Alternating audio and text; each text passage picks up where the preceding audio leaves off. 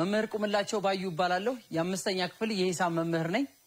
ተማሪዎች በዛሬው የሂሳብ ክፍለ ጊዜያችን የምንመለከተው ክፍልፋዮችና አራቱ መሰረታዊ የሂሳብ ስሌቶች ነው። ያ ማለት ክፍልፋዮችን ማስላት ነው። መደመር፣ መቀነስ፣ ማብዛትና ማካፈል ይሆናል ማለት ነው። ወደ ዛሬው የሂሳብ ክፍለ ጊዜያችን ከመሄዳችን በፊት ባለፈው ክፍለ ጊዜ ምን እንደተማረን ታስታውሳላችሁ? በጣም ጥሩ። በባለፈው የሂሳብ ክፍለ ጊዜ የተማርናቸው ዋና ዋና ሐሳብ ድብልቅ ቁጥሮችን ወደ ህገወጥ ክፍልፋይ መቀየር ነበረ። በተጨማሪ ደግሞ ህገወጥ ክፍልፋዮችን ወደ ድብልቅ ቁጥሮች መለወጥ አይተናል ማለት ነው። ለማስታወስ ያክል ድብልቅ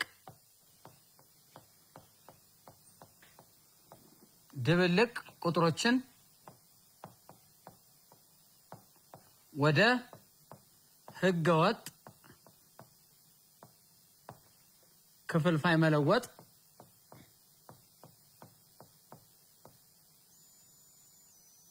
መለወጥ ነው። ስለዚህ ለምሳሌ ለማንኛውም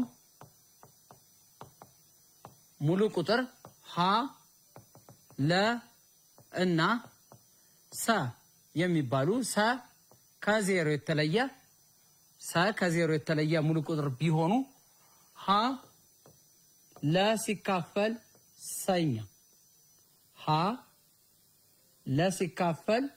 ሰኛ ይሄ ድብልቅ ቁጥር ቢሆን ይሄን ድብልቅ ቁጥር ወደ ህገወጥ ክፍልፋይ ለመቀየር መጀመሪያ ድብልቅ ቁጥር ማለት ከዜሮ በተለየ ሙሉ ቁጥርና በህገኛ ክፍልፋይ መልኩ የሚገለጽ ማንኛውም ቁጥር ድብልቅ ቁጥር እንደሚባል በባለፈው የሂሳብ ክፍለ ጊዜያችን አይተናል።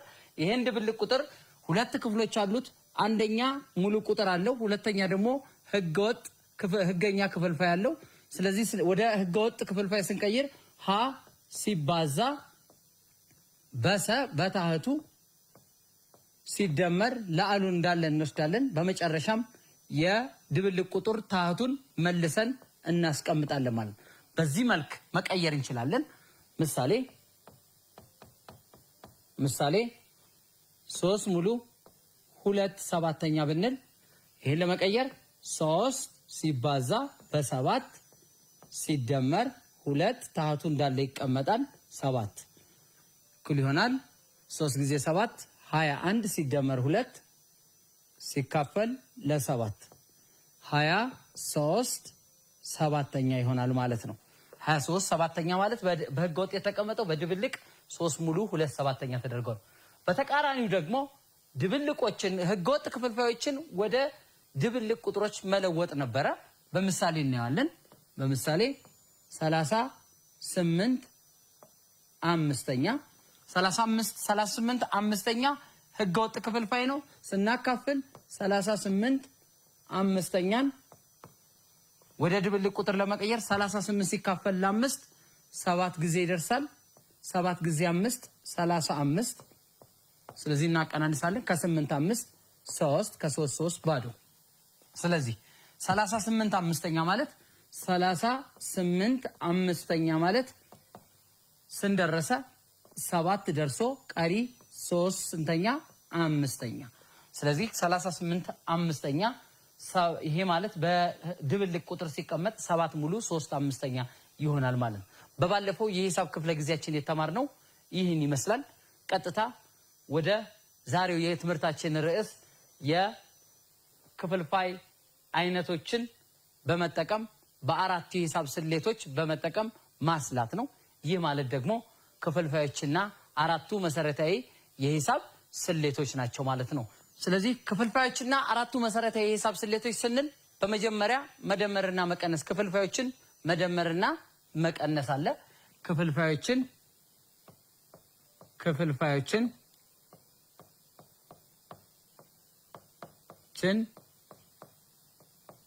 መደመር እና መቀነስ ክፍልፋዮችን መደመርና መቀነስ ክፍልፋዮችን መደመርና መቀነስ ላይ ሁለት አይነት ክፍል አለን የምንሰራበት መንገድ። አንደኛው ተመሳሳይ ተመሳሳይ ታህት ያላቸው ክፍልፋዮች አሉ። ሁለተኛው ደግሞ የተለያየ ታህት ያላቸው ክፍልፋዮች አሉ ማለት ነው። ስለዚህ ክፍልፋዮችን በምንደምርበትና በምንቀንስበት ወቅት ተመሳሳይ ታህት ያላቸው ክፍልፋዮች አሉ፣ የተለያየ ታህት ያላቸው ክፍልፋዮች አሉ። በመጀመሪያ ተመሳሳይ ታህት ያላቸውን ክፍልፋዮች እንሰራለን ማለት ነው። ይህ ማለት ደግሞ ተመሳሳይ ታህት ያላቸው ክፍልፋዮችን መደመርና መቀነስን በቀላል ዘዴ እናያለን ማለት ነው። ተመሳሳይ ታህት ያላቸውን ክፍልፋዮች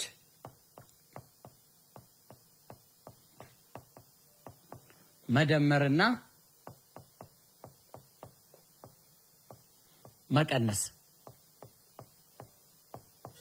ስለዚህ ተመሳሳይ ታህት ያላቸውን ክፍልፋዮች ስንደምርና ስንቀንስ ልንከተላቸው የሚገቡ ነገሮች አሉ።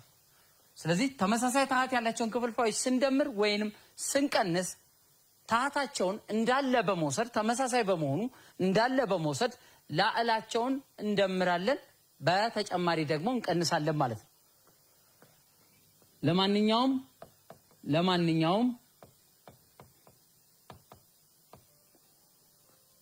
ሁለት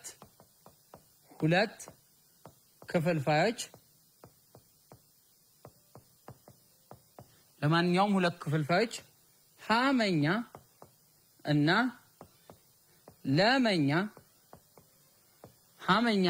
ለመኛ ከዜሮ የተለየ ሙሉ ቁጥር ቢሆን ለማንኛውም ሁለት ክፍልፋይ ታህታቸው አንድ አይነት ነው። ማን ታህታቸው መ ነው። ሁለቱ ክፍልፋዮችን በመደመር ስንደምራቸው ሀመኛ ሲደመር ለመኛ ስንደምራቸው ታህታቸው ተመሳሳይ በመሆኑ ላዕሉን በአንድ በኩል እንወስዳለን። ላዕላቸውን ሀ ሲደመር ለታህቱን እንዳለ አንዱን ታህት እንወስደዋለን ማለት ነው። ታህቱን አንዱን ብቻ እንወስድና ሀመኛ ሲደመር ለመኛ ሀ ሲደመር ለ ሲካፈል ለመ ብለን ማስቀመጥ እንችላለን ማለት ነው። ምሳሌ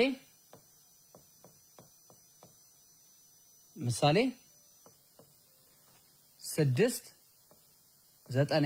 ሲደመር 4/9 ሁለቱም ታህታቸው ተመሳሳይ ነው። 9 ነው የሚለው ተመሳሳይ ታህት ስላላቸው ታህቱን እንዳለ ወስደን 9ን ላዕላቸውን 6 ሲደመር 4 እናደርጋለን። 6 ሲደመር 4 10 ይመጣል። 10 ሲካፈል ለ9 በዚህ አጋጣሚ ያገኘነውን ውጤት የመደመር ውጤት ድምሩ ውጤቱ የሚቃለል ከሆነ ወደ ዝቅተኛ ሂሳባዊ ቃል ማቃለል ይገባል ማለት ነው። ስለዚህ ተመሳሳይ ታህት ያላቸውን ክፍልፋዮች መደመር የምንችለው በዚህ አይነት ነው። ታህታቸውን እንዳለ ወስደን ላዕላቸውን እንደምራለን ማለት ነው። በተጨማሪ ሀመኛ ሲደመር ለመኛ ሀመኛ ሲቀነስ ለመኛ ነገር ግን ሀ ከለ የሚበልጥ ቁጥር መሆን ይገባዋል። ሀመኛ ሲቀነስ ለመኛ ሀ ከለ የሚበልጥ ሙሉ ቁጥር ከሆነ የዚህ ውጤት ሀመኛ ሲቀነስ ለመኛ ይሄ ታህቱን አሁን በድጋሚ በተመሳሳይ መልኩ በድጋሚ በመውሰድ ታህቱን እንዳለ እንወስድና ታህቱን መብለን እናስቀምጥና ከሀ ላይ ለን እንቀንሳለን። የሀ ሲቀነስ ለዋጋ ምንጊዜም ከዜሮ የሚበልጥ እና ዜሮ መሆን የሚችል ቁጥር ሊሆን ይችላል። ከዜሮ የሚበልጥና ዜሮ መሆን የሚችል ቁጥር መሆን ይጠበቅበታል። ያ ማለት ሁለቱ ቁጥሮች እኩል ሊሆኑ ይችላሉ፣ ወይንም የሀ ዋጋ ከለ መብለጥ ይገባዋል። ከትልቅ ቁጥር ላይ ትንሽ ቁጥር ነው መቀነስ ስላለብን ማለት ነው። በጣም ጥሩ። ለምሳሌ 4/10 ሲቀነስ 2/10 4 አስረኛ ሲቀነስ 2 አስረኛ ሁለቱም ታህታቸው ተመሳሳይ ነው 10 ነው እንዳለ እንወስዳለን ብለናል። ከ4 ላይ 2 ስንቀንስ ስንት ይመጣል? 2 አስረኛ ይመጣል። ነገር ግን በእንደዚህ አይነት ብቻ አድርገን ማስቀመጥ አይገባም። 2 አስረኛ በጋራ አካፋያቸው ስናቃልለው ለሁለት ስናቃልለው በ2 1 ይመጣል፣ በ2 5 ይመጣል። ስለዚህ 4 አስረኛ ሲቀነስ 2 አስረኛ 1 አምስተኛ ይመጣል ማለት። በጣም ጥሩ። ተመሳሳይ ታህት ያላቸውን ክፍልፋዮች መደመርና መቀነስ በእንደዚህ አይነት መልኩ እንሰራለን ማለት ነው። አሁን በቀጥታ የመጀመሪያውን ርዕስ አይተናል። ሁለተኛው ርዕስ ላይ የተለያየ ታህት ያላቸው ክፍልፋዮችን እንመለከታለን። ከኔ ጋር ሁኑ።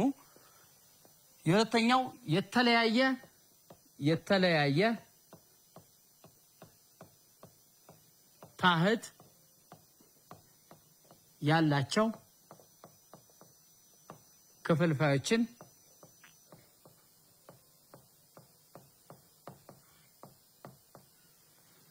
መደመርና መቀነስ። የተለያየ ታህት ያላቸውን ክፍልፋዮችን ለመደመርና ለመቀነስ መጠቀም የሚገባን 2 ዘዴዎች አሉ። ከሁለቱ ዘዴዎች በፊት ስለ አቻ ክፍልፋይ ማየት ይገባናል። አቻ ክፍልፋይ ማለት ምን ማለት ነው? አቻ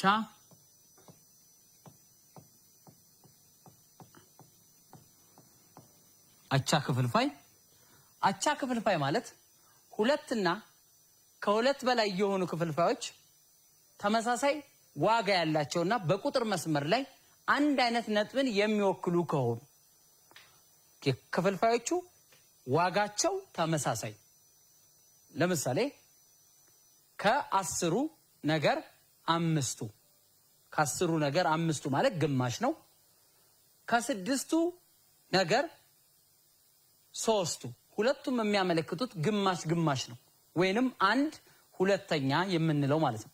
ስለዚህ አቻ ክፍልፋይ ማለት ሁለትና ከሁለት በላይ ያሉ ክፍልፋዮች ተመሳሳይ ወይንም እኩል ዋጋ ያላቸውና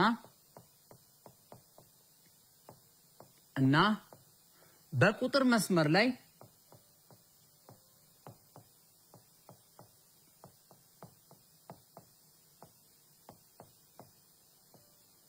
መስመር ላይ ተመሳሳይ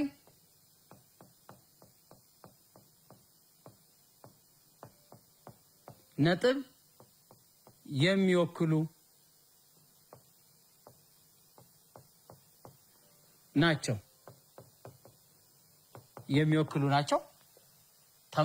አቻ ክፍልፋይ ማለት ተመሳሳይ ወይንም እኩል ዋጋ ያላቸው በተጨማሪ በቁጥር መስመር ላይ ክፍልፋዮቹ ተመሳሳይ ነጥብ ወይንም አንድ አይነት ነጥብ የሚወክሉልን ክፍልፋዮች አቻ ክፍልፋይ በመባል ይጠራል። አቻ ክፍልፋይ ለምሳሌ ለማንኛውም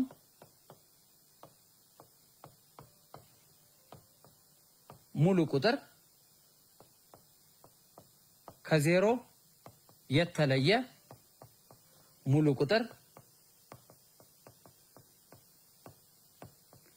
ከዜሮ የተለየ ሙሉ ቁጥር ሀለኛ ቢኖር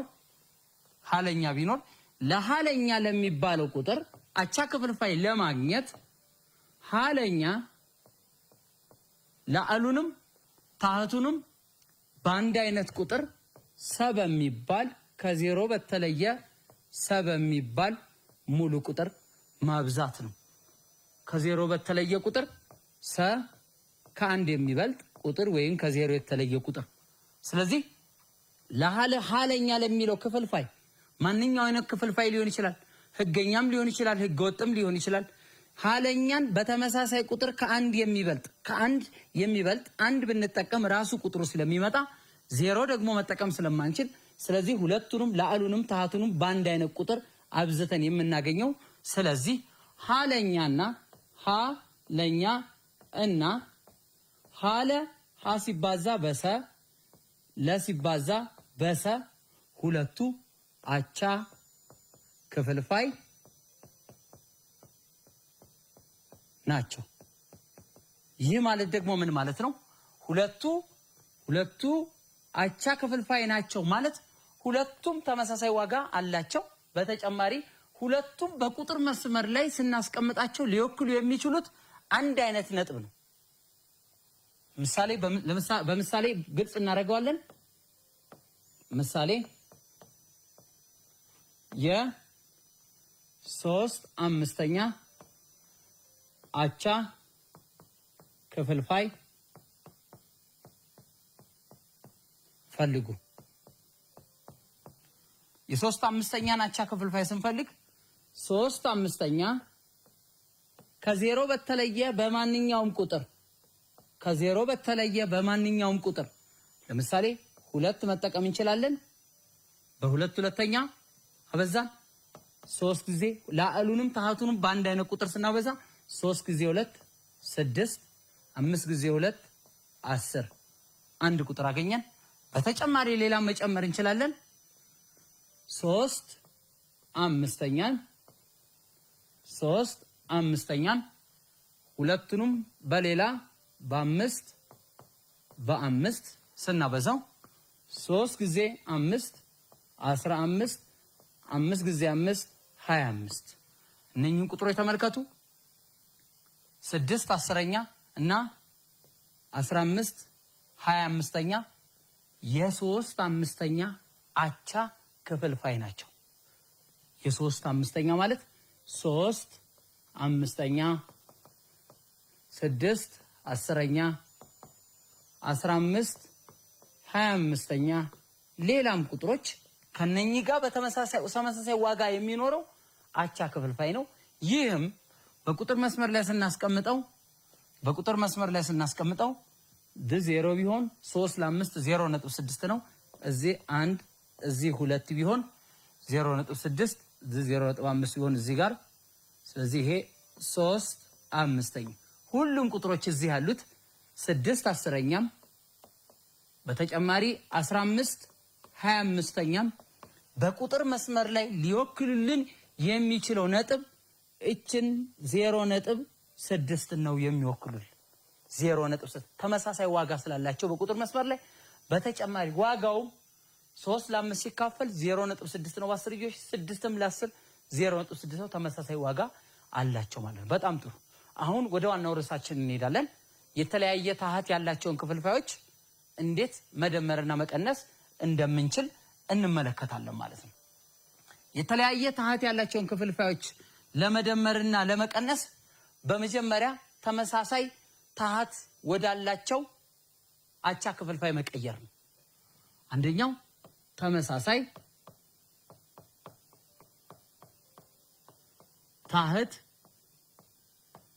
ታህት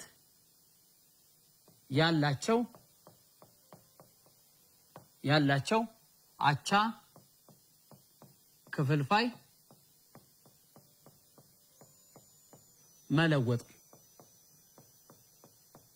የመጀመሪያው የተለያየ ታህት ያላቸውን ክፍልፋዮች ለማስላት ወይም ለመደመር ወይም ለመቀነስ ተመሳሳይ ታህት ያላቸው ታህታቸው ተመሳሳይ እንዲሆን አድርገን እነኛ ክፍልፋዮች አቻ የሆኑ ክፍልፋዮች መቀየር ነው። ለምሳሌ በፊደላት እናያለን። ለማንኛውም ውም ሁለት ክፍልፋይ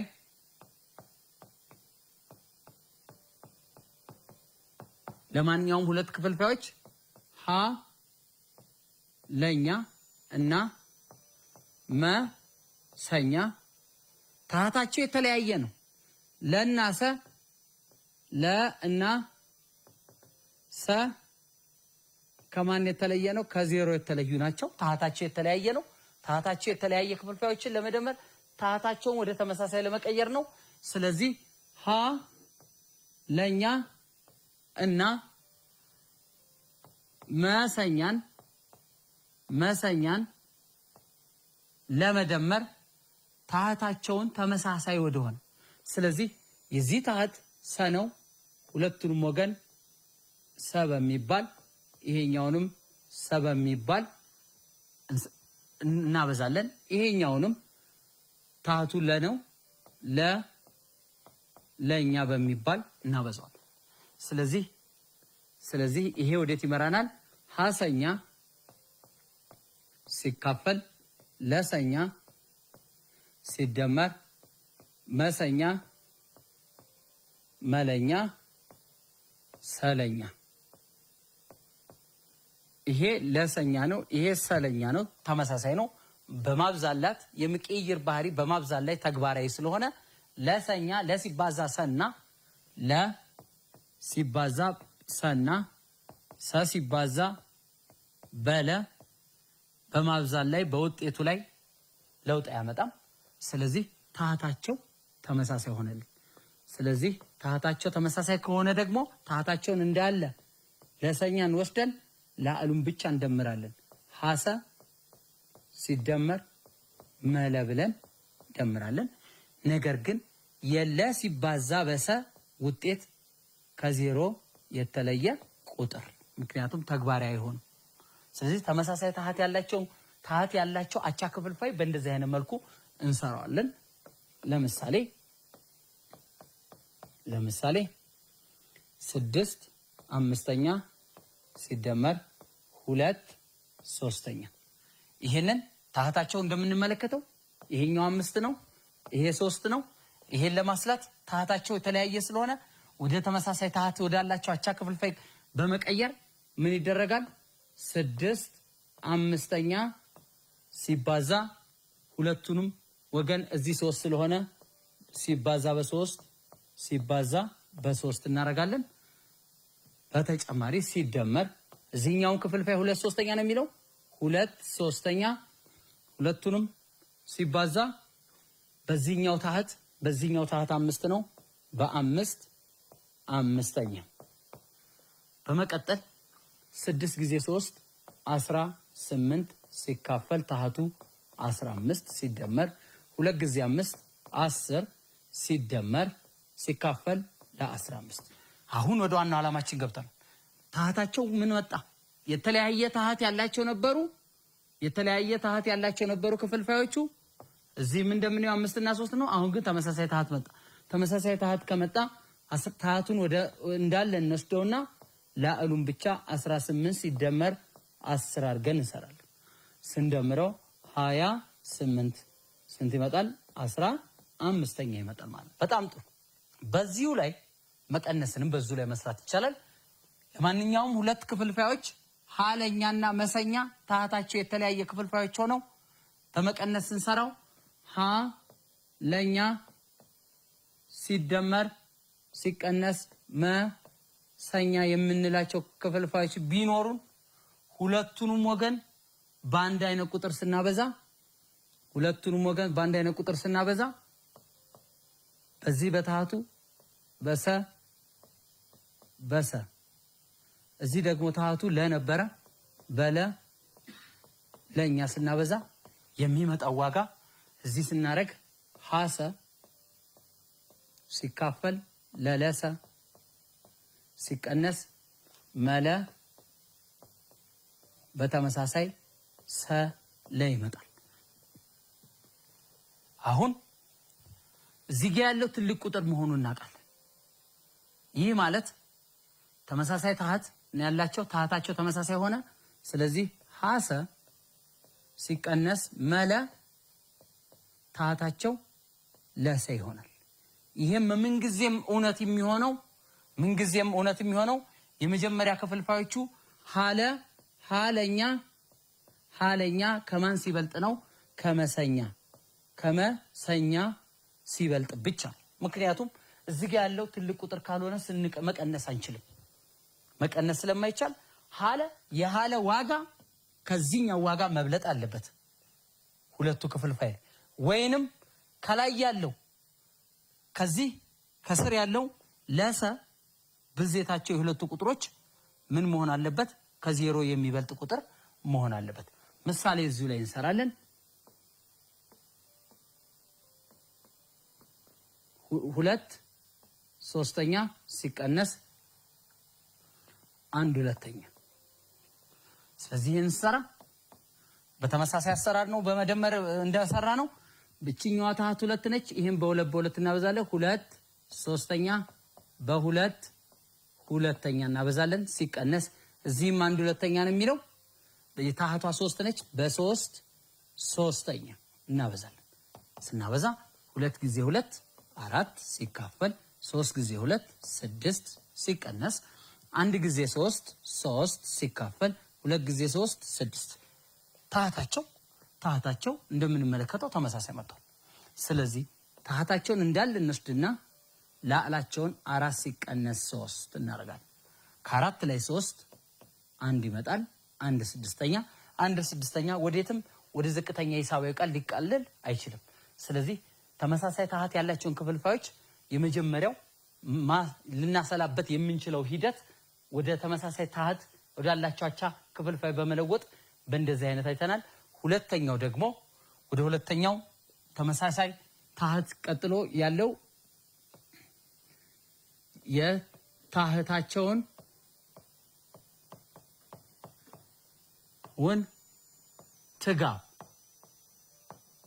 ትጋብ ትንሹ የጋራ ብዜት በመፈለግ መለወጥ። ከመጀመሪያው ለየት የሚለው ትጋብ የምንለው ሁለትና ከሁለት በላይ የሆኑ ቁጥሮች ላይ የጋራ ብዜታቸውን በመፈለግ ከዛ የጋራ ብዜታቸው ላይ ትንሹን ከጋራ ብዜት ላይ ከሁለትና ከሁለት በላይ የሆኑ ሙሉ ቁጥሮች ላይ የጋራ ብዜት በመፈለግ ከጋራ ብዜታቸው ላይ ዝቅተኛውን ወይንም ትንሹ መጠን ያለውን በመውሰድ በትጋብ አማካይነት ሁለቱን ቁጥሮች መደመርና መቀነስ እንችላለን። ምሳሌ እናያለን። ምሳሌ 3 አምስተኛ ሲደመር 1 አራተኛ 3 አምስተኛና 1 አራተኛ ሁለቱም ታህታቸው የተለያየ ክፍልፋይ ናቸው። ታህታቸው የተለያየ ክፍልፋይ ሆኖ ልንሰራ ያሰብነው በትጋብ አማካኝነት ነው። ስለዚህ ትጋባቸው የታህታቸውን ትጋብ ማግኘት ስላለብን የአምስትና የአራትን ትንሹ የጋራ ብዜት እንፈልጋለን ማለት ነው። የአምስትና የአራትን የአምስት እና ምክንያቱም ታህቶቹ እነኚህ ስለሆኑ 4 ትጋብ ባጭሩ ሲቀመጥ ነው ለመፈለግ በመጀመሪያ የአምስትን ብዜት እንፈልጋለን። የአምስት ብዜቶችን ለማግኘት ከታች ክላስ እንደተማር ነው የአምስት ብዜት ለማግኘት 5 ሲባዛ በ1 ከዜሮ ማንጀምርበት ምክንያት እየተማርን ያለነው አውንታ ቁጥር ስለሆነ ወይንም ከአንድ የሚጀምር ስለሆነ ሙሉ ቁጥር ላይ አይደለም መቁጠሪያ ቁጥር ላይ ከአንድ የሚጀምረውን ስለሆነ ዜሮን አናጠቃልልም። 5 ጊዜ 1 5 ጊዜ 5 ጊዜ 1 5 5 ጊዜ 2 10 5 ጊዜ 3 15 5 ጊዜ 4 20 25 በተመሳሳይ መልኩ 30 35 40 እያልን በዚህ አይነት መልኩ እንቀጥላለን። በተመሳሳይ ባሁኑ የአራት ብዜት አሁንም የአራት ብዜትን የምንጀምረው 4 ጊዜ 1 ነው። 4 ጊዜ 1 ነው። 0 የሁሉም ቁጥር ብዜት ነው።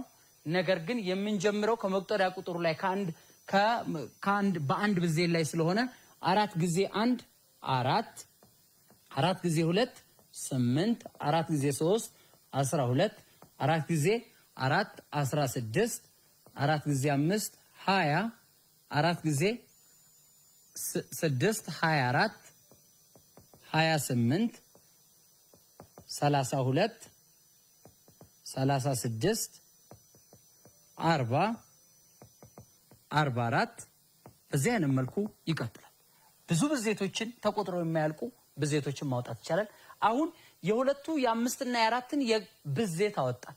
የአምስትና የአራትን ብዜት አወጣን። ከነኚህ ውስጥ የአምስት እና የአራት የጋራ ብዜት ልናወጣ የጋራ ብዜት ልናወጣ ነው።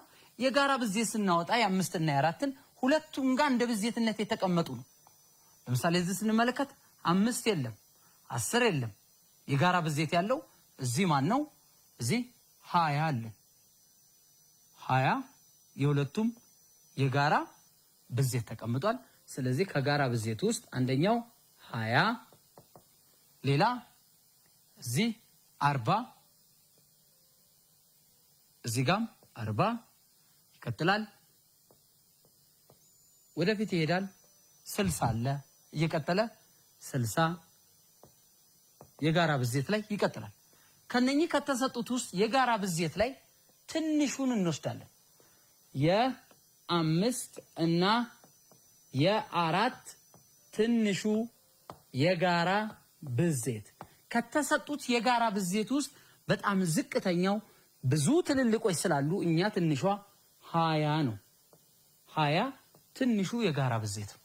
ይሄም የጋራ ብዜት የሚጠቅመን ተመሳሳይ ታሃት ያላቸውን የተለያየ ታሃት ያላቸውን ክፍልፋይ ለመደመር ስለሆነ ስለዚህ ወደ ጥያቄያችን ስንመጣ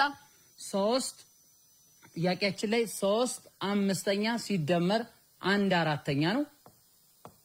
ስለዚህ ታሃታቸው ማን ሆነ ማለት ነው? የ5 እና የ4 ትጋብ 20 መጣ። 20 ሲካፈል ለ5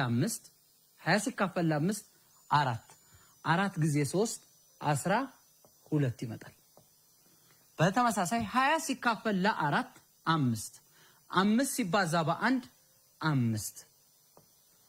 ስለዚህ ታህቱ 1 ነው 20 ተሰጥቶናል። 12 ሲደመር 5 17 ይመጣል። ስለዚህ የ3/5 እና የ1/4 የመደመር ውጤት 17 20ኛ በመሆን ይገለጻል ማለት ነው። 3/5 ሲደመር 1/4 ስለሆነ ማለት ነው። በተጨማሪ መቀነስም ላይ ተመሳሳይ አድርገን መስራት ራሱን ጥያቄ ተመሳሳይ አድርገን መስራት እንችላለን። ለምሳሌ 3/5 ሲቀነስ 1/4 ይሄን ከላይ እንደሰራ ነው። ትጋባቸው የ5 እና የ4 ትጋብ 20 ስለመጣ 20 ሲካፈል ለ5 4 ጊዜ 4 ጊዜ 3 12 ሲቀነስ 20 ለ4 5 ጊዜ 1 5። ስለዚህ ከ12 ላይ 5 7 ይመጣል ሲካፈል ለ20። በመቀነስም በተመሳሳይ መልኩ እንሰራለን ማለት ነው። ስለዚህ የተለያየ ታህት እና በተጨማሪ ሁለቱ ከስር ያላቸው ሁለቱ ታህቶች የጋራ አካፋያቸው 1 ከመጣ ወይንም ሁለቱ ቁጥሮች አንጻራዊ ብቸኛ ቁጥሮች ከሆኑ ሁለቱ ቁጥሮች የጋራ አካፋያቸው ትልቁ የጋራ አካፋያቸው የሁለቱ ቁጥሮች የታህቱ 1 ከመጣ ወይንም ቁጥሮቹ አንጻራዊ ብቸኛ ቁጥሮች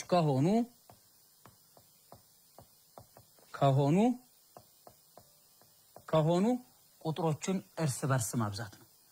ቁጥሮቹን ወይንም ትጋባቸውን ለማግኘት ትጋብን ለማግኘት የቁጥሮቹ ብዜት ነው።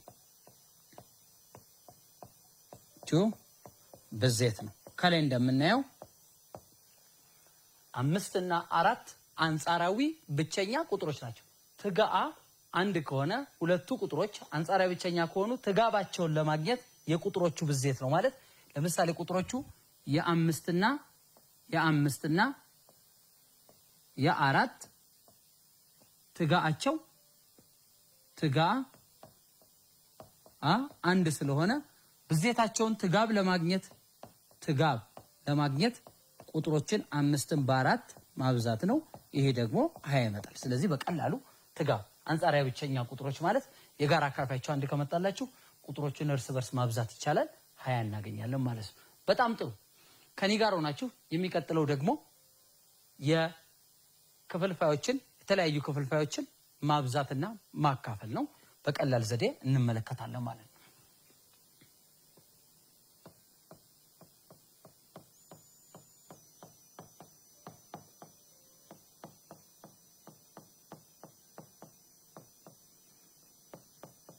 ማካፈል ክፍልፋዮችን ማባዛትና ማካፈል ክፍልፋዮችን ከአራቱ የሂሳብ ስሌቶች ውስጥ ሁለቱ ማባዛትና ማካፈል ናቸው። የመጀመሪያዎችን አይተናል። ስለዚህ ክፍልፋዮችን በማብዛትና በማካፈል ስንሰራ ለማንኛውም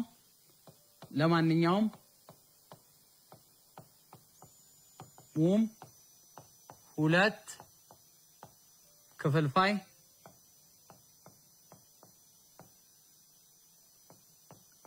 ክፍልፋይ ሀለኛ እና መሰኛ ቢሆኑ ተመሳሳይ ታህት ቢኖራቸውም ባይኖራቸውም ለናሰ ከዜሮ የተለዩ ቢሆኑ ሀለኛ ሲባዛ መሰኛ በምናበዛበት ጊዜ ላዕሉን ያንደኛውን ክፍልፋይ ላዕል ከሌላኛው ክፍልፋይ ላዕል የሁለተኛውን ክፍልፋይ ታህት ከሌላኛው ክፍልፋይ ታህት ጋር ነው። ስለዚህ በቀጥታ ነው የምናበዛው። በጣም ቀላል ነው። ሀ ሲባዛ በመ ሲካፈል ለ ሲባዛ በሰ። ስለዚህ ባጭሩ ስናስቀምጠው ሀመ ሲካፈል ለሰ ብለን ማስቀመጥ ይቻላል። ምሳሌ 3/2 እና የ4/5 ብዜት ፈልጉ። መፍትሄ 3/2 ሲባዛ 4/1/5 ማለት ድብልቅ ክፍልፋይ ነው። መጀመሪያ ድብልቅ ቁጥሩን ወደ ህገወጥ ክፍልፋይ መቀየር ይገባናል። 3/2 ሲባዛ 4 ጊዜ 5 ድብልቁን ወደ ህገወጥ ስንቀይር ድብልቅ ሙሉ ቁጥሩን በህገኛው ክፍልፋይ ታህት እናበዛለን። 4 ጊዜ 5 20 ሲደመር ላዕል 21 ታህቱ እንዳለ 5 ይደረጋል። ላዕል በላዕል ነው የምናበዛው። 3 ጊዜ 3 ሲባዛ በ21 ሲካፈል 2 ሲባዛ በ5 ነው። 3 ጊዜ 21 63 2 ጊዜ 5 10 ይሆናል። ስለዚህ ማብዛት ላይ ተመሳሳይ ታህትም ቢኖራቸውም ባይኖራቸውም ላዕላቸውም በላዕል ታህታቸውም በታህት እናበዛና እናስቀምጣለን። ከዛ ወደ ዝቅተኛ ሂሳባዊ ቃል እናስቀምጣለን ማለት ነው። ክፍልፋዮችን ማካፈል ክፍልፋዮችን በምናካፍልበት ጊዜ ለምሳሌ ለማንኛውም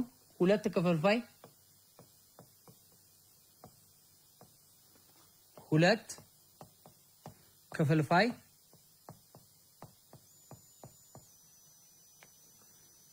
ሀለኛ እና መሰኛ የሚባሉ ሁለት ክፍልፋይ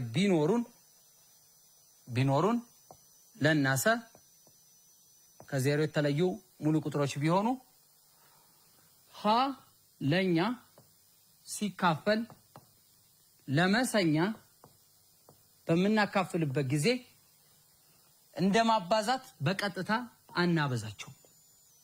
ስለዚህ ሀ ለኛ የማካፈል ግልብ ስሌት ማባዛት ነው። መሰኛ የሚለውን እንገለብጠውና ወይን ተገላቢጦሽ የመሰኛ ተገላቢጦሽ ሰመኛ ነው። ስለዚህ አሁን ወደ ማባዛት ከቀየር ነው በኋላ ቀጥታ እናበዛለን። ሀሰኛ ሀ ሲባዛ በሰ ሲካፈል ለ ሲባዛ በመ።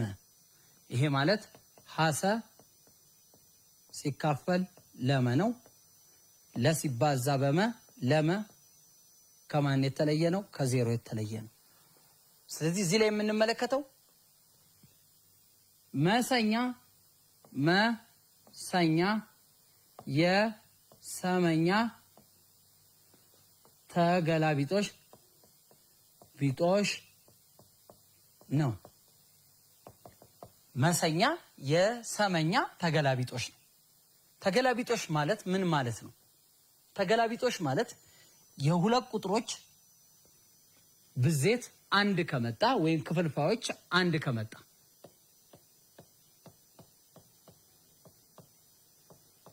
ተገላቢጦሽ ማለት የሁለት ክፍልፋዮች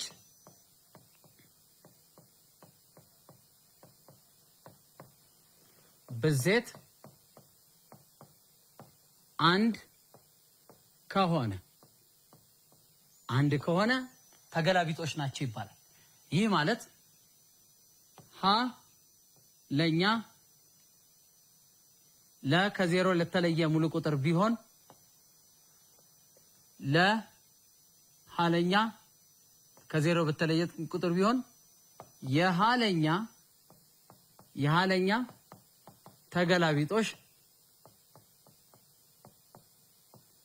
ተገላቢጦሽ ለሃኛ ነው። ይህ ደግሞ ምን ያሳየናል? ሃለኛና ለሃኛ በሚባዙበት ጊዜ ውጤታቸው አንድ ከመጣ ሁለቱ ቁጥሮች ተገላቢጦሽ በመባል ይጠራሉ። በዋናነት ሁለት ቁጥሮች ተገላቢጦሽ ነው የሚባሉት ወይንም ሁለት ክፍልፋዮች ተገላቢጦሽ ነው የሚባሉት ክፍልፋዮቹ የማባዛት ውጤታቸው አንድ የሚመጣ ከሆነ ብቻ። ምሳሌ የ3 5ኛ ተገላቢጦሽ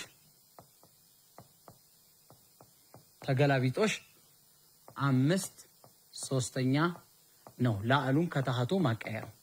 በተጨማሪ የ6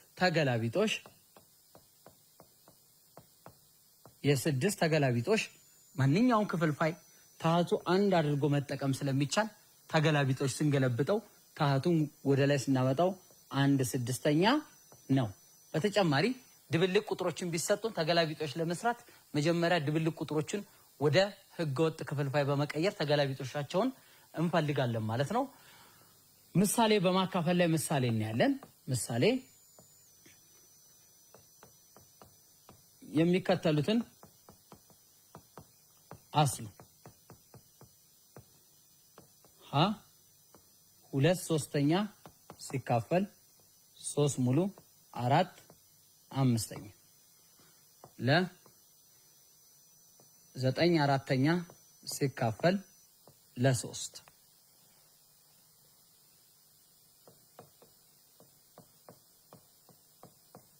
መፍትሄ 2/3 ሲካፈል 3 ሙሉ 4/5 የሚለው ክፍልፋይ መጀመሪያ 2/3 ሲካፈል ይሄ ድብልቅ ነው። ወደ ህጎ ስንቀይር 3 ጊዜ 5 3 ሙሉ 4/5 አይተናል። ባለፈው ክፍለ ጊዜ 3 ጊዜ 3 ሲባዛ በ5 ሲደመር 4 በቅንፍ እንዘጋለን። ምክንያቱም ማብዛትና መደመር እንዳመጣጣቸው ከሁለት በላይ በሆኑ ሂሳባዊ አረፍተ ነገሮች ስንሰራ ማብዛት ከመደመር ስለሚቀድም ታህቱ እንዳለ ይቀመጣል። 3 ጊዜ 5 15 ሲደመር 4 ሲካፈል ለ5 19/5 ይመጣል። የዚህ 19/5 ይመጣል። በተጨማሪ ይሄንን 2/3 ሲባዛ የማካፈል ግልብጥ የሂሳብ ስሌት ማብዛት ነው። የ19/5 ግልብጥ ስሌት 5/19 ነው። ስለዚህ 2 ጊዜ 5 10 ነው። 3 ጊዜ 9 27 2 አለኝ። 3 ጊዜ 1 3 ከ2 ጋር 5 57።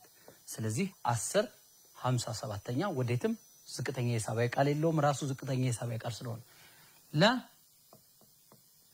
ለ9/4 ሲካፈል ለ3 እዚህ ጋር የምናየው ነገር ምንድነው? 9/4 ህገወጥ ክፍልፋይ ነው። 3 ደግሞ ሙሉ ቁጥር ነው።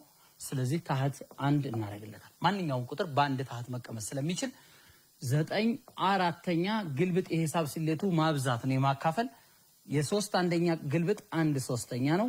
ስለዚህ ስናበዛው 9 ጊዜ 1 9 ሲባዛ በ1 ሲካፈል 4 ሲባዛ በ3 ከቻልን እዚሁ ላይ ማቃለል እንችላለን።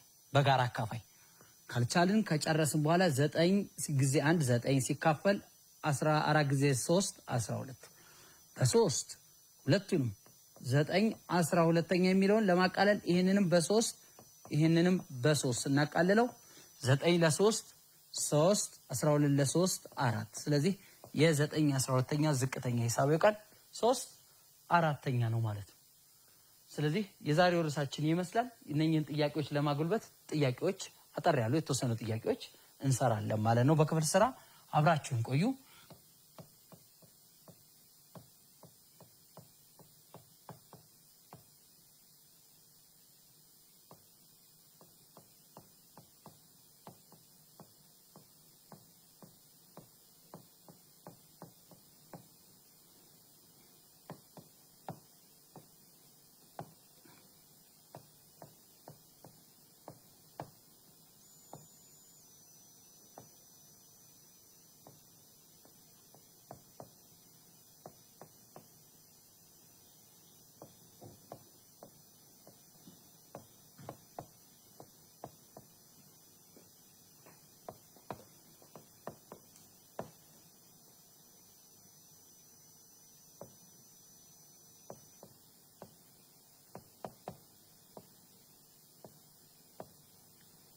እሺ ተማሪዎች የቤት ስራችን መደመርን ክፍልፋዮችን መደመር መቀነስና ማብዛት እንዲሁም ማካፈልን የሚያካትቱ ናቸው።